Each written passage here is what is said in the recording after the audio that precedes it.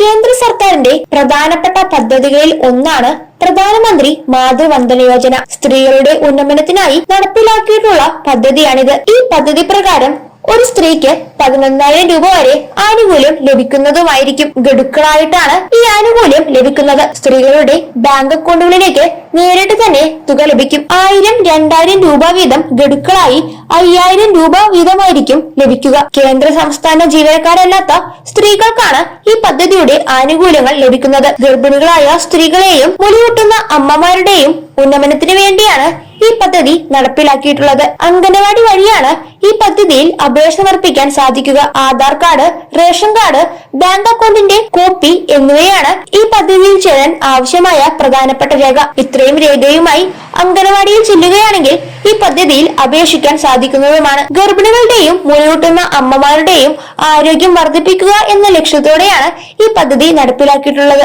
ആ സമയത്തുണ്ടാകുന്ന തൊഴിൽ നഷ്ടത്തിന് ആശ്വാസം ആകാനും ഈ പദ്ധതി സഹായിക്കുന്നുണ്ട്. സ്ത്രീകൾക്ക് നേരിട്ട് തന്നെയാണ് ഈ തുക ലഭിക്കുക. പോഷകാഹാരക്കുറവ് പരിഹരിക്കാനും ചികിത്സാ ചെലവ് സംബന്ധിച്ച് സാമ്പത്തിക സഹായം നൽകുവാനും ഈ പദ്ധതി സഹായിക്കുന്നുണ്ട്. ആദ്യത്തെ പ്രസവത്തിന് 3 ഗഡുക്കളായിട്ടായിരിക്കും ഈ തുക ലഭിക്കുക. 2 ഗഡുക്കൾ പ്രസവത്തിന് മുമ്പും 1 ഗഡു പ്രസവത്തിന് ശേഷവുമാണ് ലഭിക്കുന്നത്. ഗർഭിണിയായ ശേഷം അംഗനവാടിയിൽ ഈ പദ്ധതിയിൽ രജിസ്റ്റർ ചെയ്യാൻ സാധിക്കും. പ്രാരംഭഘട്ടത്തിൽ 1000 രൂപ ലഭിക്കും. രണ്ടാമത്തെ ഗഡു ഒരു പ്രാവശ്യമെങ്കിലും ഗർഭകാല പരിശോധനയ്ക്ക് ശേഷമാണ് ലഭിക്കുക. രണ്ടാമത്തെ ഗഡു 2000 രൂപയായിരിക്കും ലഭിക്കുന്നത്. മൂന്നാമത്തെ ഗഡുവായ 2000 രൂപ പ്രസവശേഷമാണ് ലഭിക്കുന്നത്. കേന്ദ്ര സംസ്ഥാന ജീവനക്കാർക്കും പൊതുമേഖലാ ജീവനക്കാർക്കും ഈ പദ്ധതിയുടെ ആനുകൂല്യം ലഭിക്കുന്നതല്ല. സാമ്പത്തികമായി പിന്നോക്കം നിൽക്കുന്ന സ്ത്രീകൾക്ക് വേണ്ടിയാണ് ഈ പദ്ധതി നടപ്പിലാക്കിയിട്ടുള്ളത്. കൂടാതെ ഈ പദ്ധതിയുടെ രണ്ടാം ഘട്ടത്തിൽ 6000 രൂപ ലഭിക്കുന്നതാണ്. കേന്ദ്ര സംസ്ഥാന ജീവനക്കാർ, പൊതുമേഖലാ ജീവനക്കാർ കൂടാതെ സമാനമായ മറ്റ്